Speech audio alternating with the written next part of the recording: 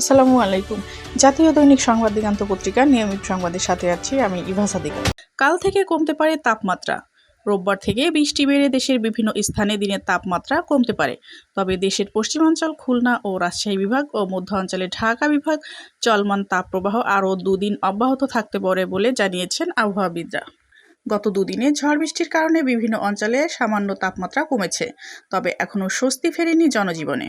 এখনও খুলনা, বরিশাল, ঢাকা, রাজশাহী, রংপুর, ময়মনসিংহ বিভাগের উপর দিয়ে তাপপ্রবাহ বয়ে চলেছে। কোথাও কোথাও রয়েছে তীব্র তাপপ্রবাহ। শুক্রবার দেশের সর্বোচ্চ তাপমাত্রায় 41.8 ডিগ্রি সেলসিয়াস ছিল যশোরে। এছাড়া শুক্রবার চুয়াডাঙ্গায় 41.2, পাবনায়, ঈশ্বরদী ও মোংলায় সর্বোচ্চ তাপমাত্রা 40 ডিগ্রি সেলসিয়াস রেকর্ড করেছে আবহাওয়া বিভাগ। ঢাকায় সর্বোচ্চ তাপমাত্রা ছিল 38.1 ডিগ্রি সেলসিয়াস। চট্টগ্রাম এবং সিলেট অঞ্চলের কোথাও কোথাও বৃষ্টি হচ্ছে। এছাড়া বিচ্ছিন্নভাবে এক জায়গায় বৃষ্টি হচ্ছে বলে জানিয়েছেন আবহাওয়া অধিদপ্তর। শুক্রবার সকাল থেকে শনিবার সকাল পর্যন্ত সবচেয়ে বেশি 37 মিলিমিটারের বৃষ্টি হয়েছে কুমিল্লায়। বৃষ্টির প্রবণতা চট্টগ্রাম অঞ্চলে বেশি।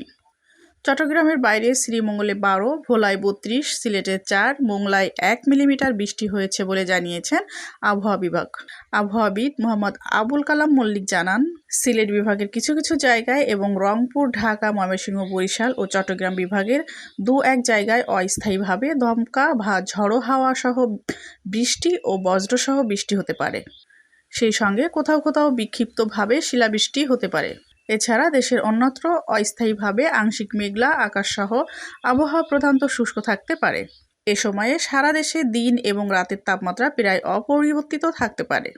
পাবনা, যশোর, চুয়াডাঙ্গা ও বাগেরহাট জেলার উপর দিয়ে তীব্র তাপ প্রবাহ বয়ে যাচ্ছে। তবে রবি ও সোমবার 8 বিভাগে কম বেশি বৃষ্টি হতে পারে পূর্বাভাসে জানানো হয়েছে।